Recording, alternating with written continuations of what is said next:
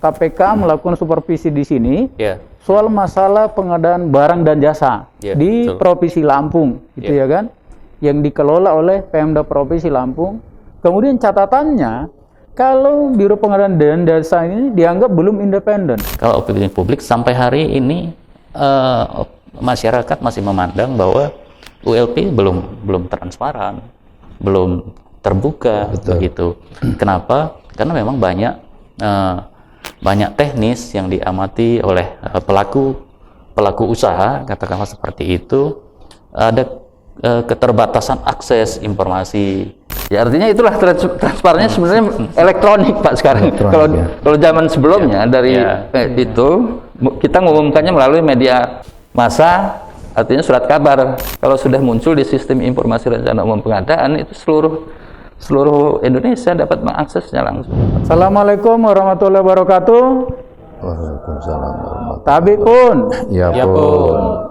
Pemirsa Kupas Televisi dimanapun berada, saya Donald Hari Sihotang akan menemani Anda sampai 60 menit ke depan dalam program Dialog Interaktif bersama Komisi 3 DPRD Provinsi Lampung. Tema dialog kita sore hari ini yaitu mengoptimalkan peran unit layanan pengadaan Provinsi Lampung.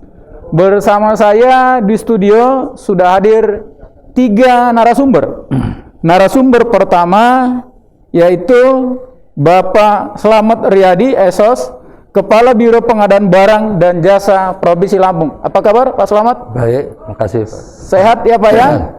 Terima kasih Pak. Kemudian narasumber yang kedua Pak Imade Suarjaya SHMH, anggota Komisi 3 DPRD Provinsi Lampung. Apa kabar Pak Made? Ya, baik. Assalamualaikum warahmatullahi wabarakatuh. Om Swastiastu, selamat sore. Terima kasih Pak Made. Mungkin Pak Made bisa disapa lagi pemirsa kita. Pak Made dari fraksi apa, lalu dari daerah pemilihan mana? Silakan Pak Made. Ya, baik. Saya dari fraksi Partai Gerindra, kemudian saya dari Dapil 7 pemilihan, yaitu Kabupaten meliputi Kabupaten Lampung Tengah. Lampung Tengah ya Pak ya. Siap. Mudah-mudahan pemirsa kita, masyarakat Lampung Tengah juga ikut bersama-sama kita dalam kegiatan kita Dialog Interaktif sore hari ini. Ya. Kemudian narasumber yang ketiga itu Bapak AR Suparno, anggota Komisi 3 DPRD Provinsi Lampung. Apa kabar Pak Suparno? Baik, terima kasih. Sehat ya Pak ya? Sama Pak, mungkin bisa disapa pemirsa kita, kemudian dari fraksi apa dan dari pemilihan mana Pak? Assalamualaikum warahmatullahi wabarakatuh. Om Swastiastu, nama budaya, salam kebajikan. Selamat sore pemirsa Kupas TV ya. Siap.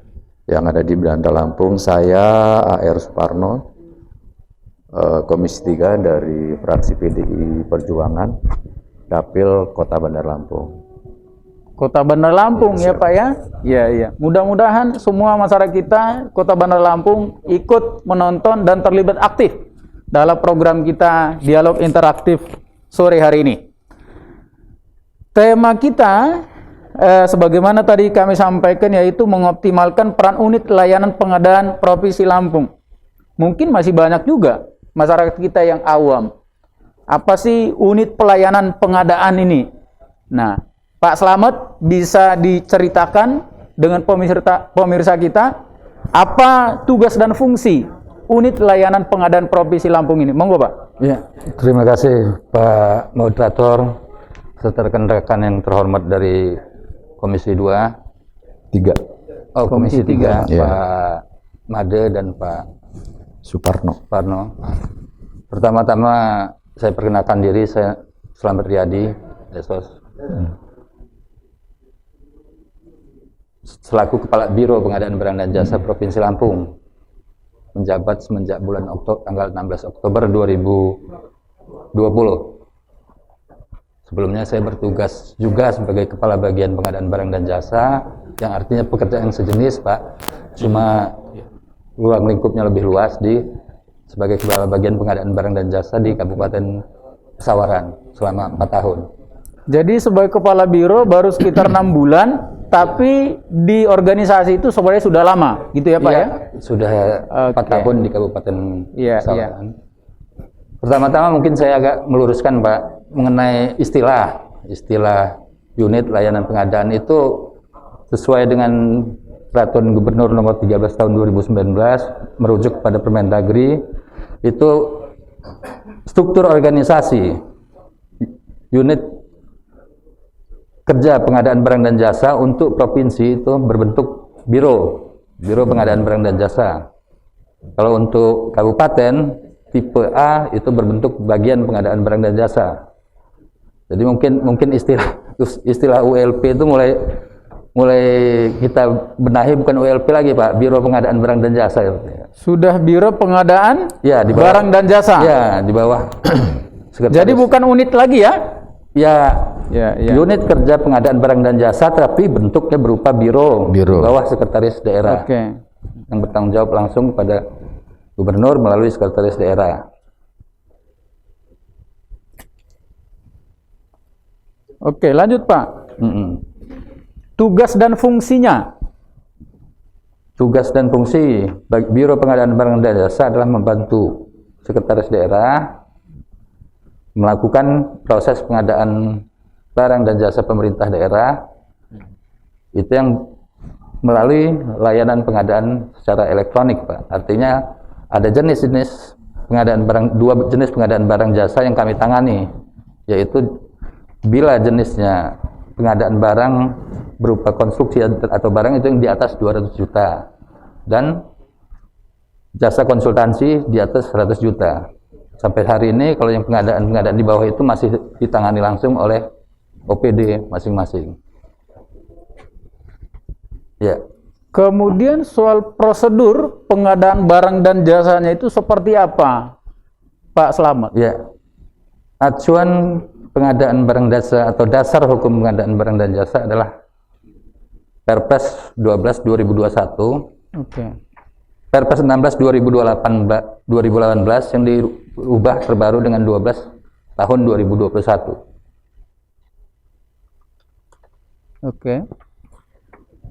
Kemudian Biro Pengadaan Barang dan Jasa ini apakah dia berdiri independen atau di bawah struktur Pemda atau seperti apa Slamet? Ya. Independen menurut Perpres 16 tahun 2018 itu sebenarnya bukan terpisah dari pemerintah daerah, bukan Pak. Artinya sebelum munculnya Perpres 16 tahun 2018, sebelum munculnya organisasi unit kerja pengadaan barang dan jasa itu, proses pengadaan barang dan jasa itu masih, artinya anggota atau personil yang bekerja di unit kerja pengadaan barang dan jasa itu masih terpisah Pak. Artinya ad hoc masih namanya waktu itu, masih Pokja yang menyelenggarakan proses pengadaan barang dan jasa itu masih bisa terpisah di unit-unit kerja lain. Tapi sekarang sudah seluruhnya di Biro Pengadaan Barang dan Jasa. Artinya salah satu independen itu artinya sudah merupakan unit kerja tersendiri gitu Pak. Kalau dulu itu kan dia bisa misalnya subbak dari salah satu biro di administrasi pembangunan, bisa juga di dinas KPU-an gitu. Kalau strukturnya di biro tapi kinerjanya apakah kemudian dia bisa independen atau kemudian karena di biro lalu bisa diintervensi seperti itu atau gimana Pak Slamet? Ya pokoknya kalau kerja secara tugas kita tetap mengacu kepada Perpres 12 tahun 2021 Pak. Soal intervensi ya saya pikir nggak terlalu ini, setelah berdiri dengan Biro Pengadaan Barang Jasa tidak terlalu berat lagi Pak. Memang biasa lah kalau yang ringan-ringan memang ada tetap Pak. Nah jadi gini Pak Made, kalau tidak salah sekitar 2 tahun lalu itu KPK melakukan supervisi di sini soal masalah pengadaan barang dan jasa di Provinsi Lampung gitu ya kan, yang dikelola oleh Pemda Provinsi Lampung. Kemudian catatannya kalau Biro Pengadaan dan Jasa ini dianggap belum independen. Ini seperti apa tanggapannya Pak Made? Iya, jadi begini saya pikir Kalau dilakukan supervisi, saya pikir itu langkah baik kan begitu. Oke. Karena di sini ada trust, gitu, ada kepercayaan publik. Kemudian di sini akan memutus hasil kerjanya itu berimplikasi kepada profesionalitas, integritas kan seperti itu. Karena pembangunan hasil dari dapur olahannya, katakanlah begitu bahasanya, dari BLP nih, sehari ini bahasanya BLP. Kalau saya terlalu biasa nyebutnya ULP kan begitu. BLP. Itulah maksudnya. Bukan kan begitu. ULP lagi gitu ya. Iya. Maksudnya itulah ya. Jadi kita harus memandang positif itu. Kemudian barangkali ada persepsi, asumsi bahwa tentang intervensi itu, saya pikir ya kita pada konstruksi berpikir positif saja begitu. Karena personel yang ada di Biro ini kan tentu juga adalah bagian dari ASN yang merupakan bawahan dari atasan-atasan yang kan seperti itu. Jadi ada persepsi yang menyatakan seperti itu, saya pikir wajar-wajar saja. Nah, itulah bagian kemudian bagaimana personel yang di Biro ini untuk membangun trust itu. Bagaimana? Output dari kinerjanya itu yang harus mereka buktikan, tidak terjadi persoalan, ya kan, transparan dan bisa dipertanggungjawabkan seperti itu. Nah, menyambung tadi Pak Suparno yang disampaikan oleh Pak Made, sebagaimana supervisi KPK, ini kan beberapa perkara yang memang tersangkut hukum atau menjadi tersangka KPK, ini kan lebih banyak di sektor pengadaan barang dan jasa. Bagaimana DPR melihat pengadaan barang dan jasa di Provinsi Lampung? Lalu apa yang harus dilakukan supaya kasus-kasus seperti yang terjadi di KPK itu tidak terjadi di Provinsi Lampung, Pak Suparno? Ya, terima kasih Pak Adi. Jadi kembali menyambung seperti tadi, memang ini udah ada upaya perbaikan bahwa kalau dulu adalah WLP itu merupakan Pokja dan sekarang sudah menjadi Biro. Namun demikian, kalau menurut saya Pak, itu masih dalam satu atap, satu kelembagaan. Ini sebaiknya memang ini rawan intervensi kalau menurut saya, karena masih satu atap. Sebagusnya memang Biro ini atau ULP lah katakan, memang harus terpisah sehingga memang bisa diarahkan untuk tidak bisa terintervensi. Karena jelas Pak, itu satu lembaga, satu atap, di bawah gubernur tentunya, di bawah sekda, melalui dia. Ini tentu ada hubungan yang memang, nah itu sebaiknya memang terpisah sehingga betul-betul dia bisa melayani secara independen, tidak ada penekanan. Karena kita tahu bahwa Biro Pengadaan Barang dan Jasa ini kan banyak sekali kepentingan-kepentingan di situ menurut saya. Oleh karena itu saya bilang kepada Kepala Biro, tentunya ini harus betul-betul berani menerapkan peraturan-peraturan seperti tadi nomor 16 2018 regulasi itu, sehingga di dalam proses penanganan barang dan jasa itu betul-betul harus berani mengambil sikap siapapun yang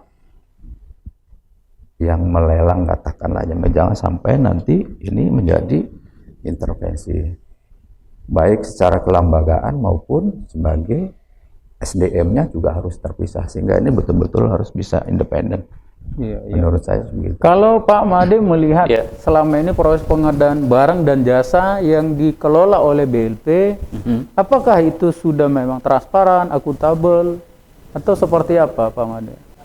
Iya, kalau bicara hasil sampai hari ini, katakanlah seperti itu, sepanjang kita pantau dari Komisi 3, sampai hari ini tidak ada persoalan yang mencuat ya, yang dari hasil apa yang digodok, apa yang diproses di ULP seperti itu. Itu dari sisi hasil kinerja di pantauan kita. Tapi kalau bicara opini publik kan seperti itu.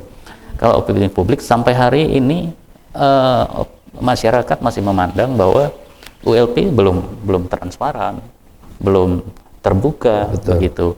Kenapa? Karena memang banyak teknis yang diamati oleh pelaku usaha, katakanlah seperti itu, ada keterbatasan akses informasi kan seperti itu. Jadi saya pikir ini perlu ditingkatkan nanti agar masyarakat kita jadi informasinya masih terbatas ya. Iya. Oke. Nah, seperti itu yang kalau kita amati di luar kan seperti itu.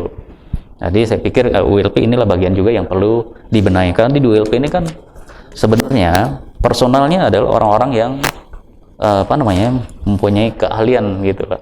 Di baik itu IT ya kan.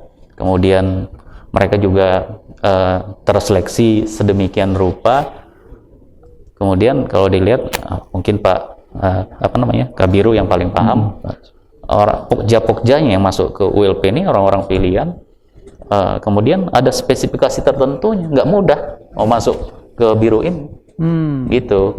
Jadi kalau lihat dari personel itu orang-orang yang berkualitas, yang kemudian yang perlu bagaimana caranya meningkatkan kepercayaan masyarakat itu, gitu. Baik, Pak Slamet, mungkin bisa ditanggapi. Pertama-tama saya menanggapi Pak Suparno masalah kelembagaan. Jadi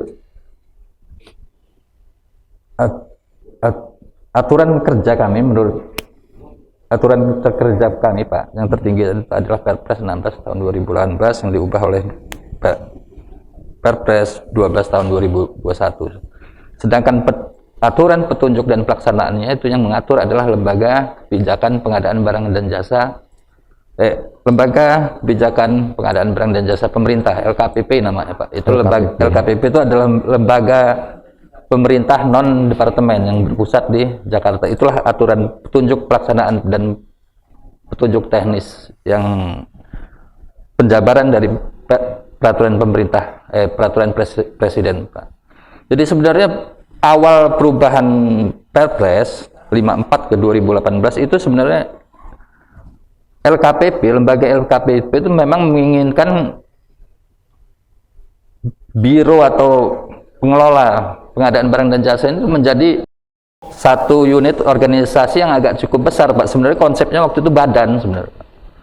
Tapi kan untuk pemerintah daerah itu juga ada benturan dengan peraturan Permenpan, RB, dan Permendagri, sehingga akhirnya bentuk struktur organisasi pengadaan barang dan jasa di daerah itu akhirnya lebih banyak mengacu kepada Permendagri Pak. Ya disitulah artinya di tingkat pusat pun waktu itu masih banyak benturan kepentingan lah. Memang idealnya ya seperti Bapak itu yang diinginkan oleh LKPP sebenarnya Pak. Pisah ya. Ya pusat. Ya, cuman akhirnya ya terakhir kita acuannya Permendagri, sehingga itu tadi untuk pemerintah provinsi berupa biro, organisasinya berupa biro, pemerintah kabupaten kota berupa bagian pengadaan barang dan jasa. Ya betul kata Bapak. Ya itulah artinya itu sudah levelnya pusat Pak. Saya memang menginginkan begitu. Bahkan orang-orangnya juga independen. Ya di luar kelembagaan pemerintah kalau idealnya Pak. Ya, nah kemudian tadi begini Pak Slamet, soal masalah transparansi informasi. Ya. Jadi sebagaimana tadi disampaikan oleh Pak Made, gitu Pak. ya kan? Ya. Jadi masih banyak pengadaan-pengadaan kita itu yang memang publik tidak bisa mengakses karena dianggap BLP itu kurang terbuka, kurang transparan. Seperti apa? Bagaimana menanggapi itu, Pak Slamet? Sebenarnya pengadaan barang dan jasa ini karena sudah di layanan pengadaan secara elektronik Pak. Ya silakan Bapak kepada para penyedia untuk mengakses itu, membuka sistem informasi rencana umum pengadaan yang di Provinsi Lampung Pak. Jadi artinya memang sekarang transparansi itu di sistem semua Pak. Pak Sotang. Jadi beda dengan dulu. Kalau dulu mau lelang gitu kan, kita harus siarkan di surat kabar. Kalau sekarang itu sudah di sistem semua. Jadi bisa diakses secara online gitu ya? Semuanya ya memang semua orang bisa mengakses, artinya itulah transparan tadi. Misalnya Bapak sebagai seorang penyedia ingin mengikuti proses tender di Dinas Cipta Karya, ya Bapak buka aja sistem informasi rencana umum pengadaannya. Kita lihat apa paket-paket pengadaan barang dan jasa di Dinas Cipta Karya.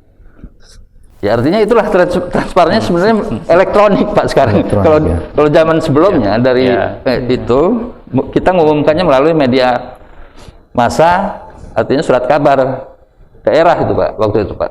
Itu zaman saya tahun Perpres 54 tahun 2010 itu kita harus diumumkan melalui itu. Sekarang transparansinya melalui elektronik semua Pak. Jadi memang semuanya bahkan artinya dari proses sampai pemenang satu pekerjaan pun sudah dapat diakses Pak. Tapi ya itu elektronik tadi. Lalu Pak Slamet, siapa aja yang boleh ikut proses lelang itu dan syarat-syaratnya seperti apa? Oh ya, ya artinya memang badan hukum berupa KCP, PT itu dapat mengikutinya Pak. Kalau soal syarat-syarat itu terlalu teknis Pak. Itu akan termasuk masuknya itu perusahaan dari luar boleh seluruh Indonesia karena itu terbuka untuk umum gitu ya? Iya, itu terakses di seluruh Indonesia artinya. Kalau sudah muncul di sistem informasi rencana umum pengadaan itu seluruh Indonesia dapat mengaksesnya langsung, dapat mengetahuinya. Kalau untuk tahun 2021 ada seberapa besar Pak porsi pengadaan yang ditangani oleh BLP ini Pak? Biro Pengadaan Barang dan Jasa. Sampai hari ini kami belum bisa menginventarisir, tetapi dari 2 tahun ke belakang di tahun 2019 terutama itu kondisi normal itu sekitar 500 sampai 600 paket. Terjadi 5 sampai 600 paket ya? Ya, itu paket itu yang jasa konsultasi tadi di atas 100 juta Pak. Kalau yang pengadaan barang dan jasa dan konstruksi yang di atas 200 juta Pak. Itu terjadi penurunan di tahun 2020 karena kondisi pandemi ya, menjadi sekitar 360 paket. 360 paket. Ya, untuk 2021 kami belum bisa memberikan informasi karena ini masih proses, masih penginputan dari OPD pun masih sampai hari ini masih berjalan. 360 paket nominalnya bisa sampai berapa itu Pak kira-kira? Kemarin juga sekitar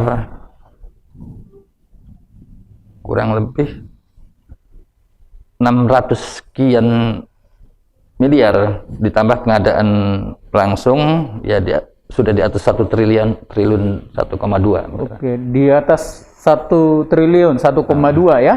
Nah, kemudian ini DPR ini kan pasti tempatnya orang curhat, tempatnya orang cerita, tempatnya orang ngeluh gitu kan? Betul. Selama ini ada nggak yang pernah cerita dengan DPR tentang BLP ini? Apakah seperti tadi itu dianggap ini hanya kelompok tertentu saja? Nah, atau ada pengkondisian atau seperti apa Pak Made? Kalau secara resmi, katakanlah begitu, mereka ke DPR bersurat atau langsung bertemu dengan kita, itu sih tidak ada. Gitu. Kalau secara resmi, tapi kan ini banyak persoalannya bisik-bisik, kan gitu, bisik-bisik di bawah, bisik-bisik di luar, semacam itu. Maka saya sampaikan tadi semacam ya opini yang berkembang di masyarakat seperti itu. Kadang banyak yang menyampaikan teknis kan, kadang kalau ini kan sebetulnya memang sudah online seperti itu. Nah, kalau banyak kawan-kawan itu menyampaikan itu, saya tidak paham kalau yang di sini ya, tapi ada yang di luaran seperti itu nih. Nih tayang nih hari ini, gitu tayang semenit 2 menit, nggak sampai 1 menit dia error atau hilang lagi. Nah, begitu-gitu yang terjadi kan. Nah, maka ini bagian dari saya pikir kalau di BLP provinsi jangan sampai yang seperti itu, saya pikirkan seperti itu. Nah ini juga akhirnya menjadi semacam berkembang di luaran semacam isu-isu yang tidak baik kan seperti itu.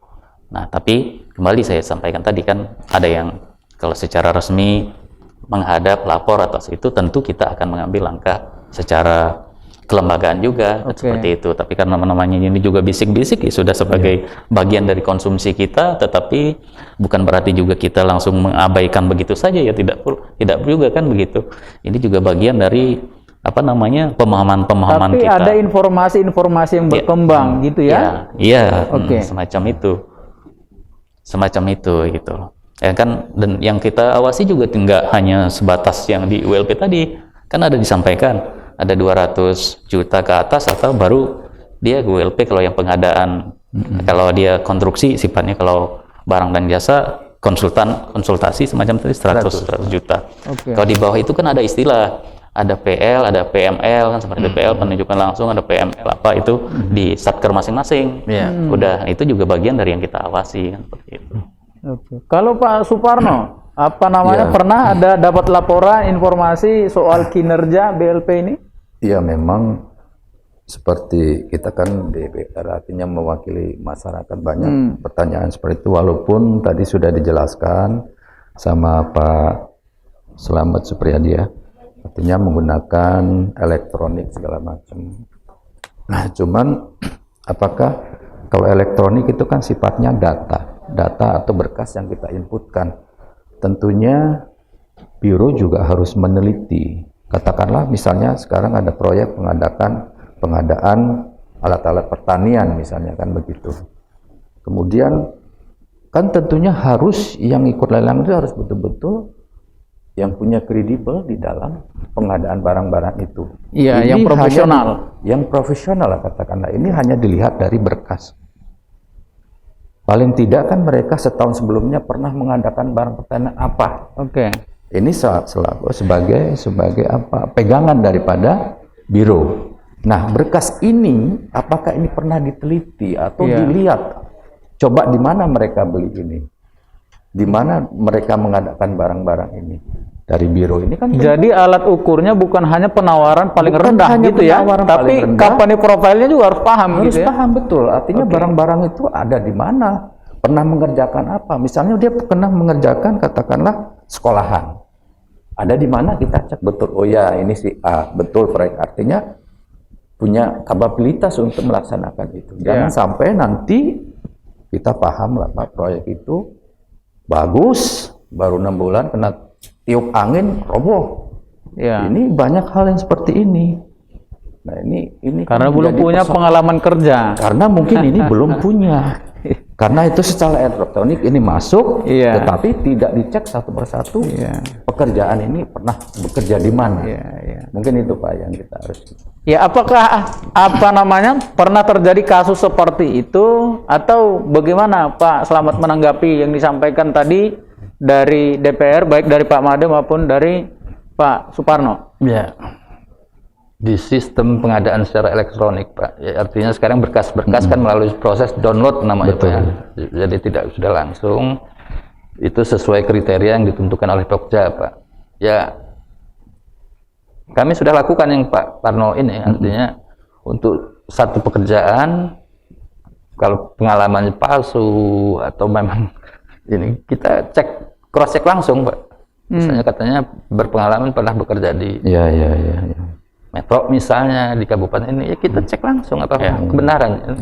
Kita lakukan itu Pak. Artinya semaksimal mungkin kami melakukan proses pengadaan ini yang berkualitas, artinya menghasilkan rekanan yang memang mumpuni untuk melakukan pekerjaan itu, sehingga pada tahap berikutnya insya Allah setelah proses administratif pengadaannya baik Pak, tinggal proses pelaksanaan pekerjaannya. Artinya ranahnya sudah lepas dari Biro Pengadaan Barang Jasa. Pelaksanaan itu adalah tanggung jawab PPK, OPD melalui PPK Pak. Mudah-mudahan nanti kami menjaga kualitas pemenang pekerjaan, yaitu rekanan-rekanan tadi. Setelah ini baik, mudah-mudahan kami berharap kualitas pekerjaannya pun baik Pak. Itu implikasi dari proses pengadaan barang dan jasa yang baik.